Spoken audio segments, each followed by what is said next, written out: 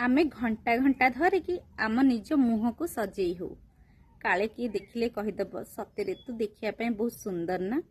किंतु जदि आमे से घंटा घंटा समय बाहर करिकी जदि आम मन को जदि सजाड़ते ना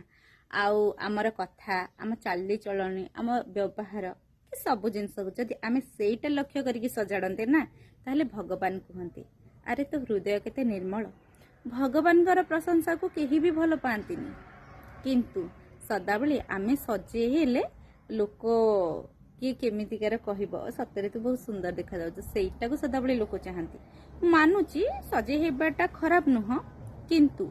सदाबले निजे आग निजको माने निजर कथबार्ता व्यवहार सबु जिनस को सजाड़तु तापर जहा करंतु आशा करुच्ची आपण समस्ते मो कथा बुझी पारिथिबे अर्थात मोर निष्पत्ति आपण मानकर भूल क्षमा करिवे जय जगन्नाथ।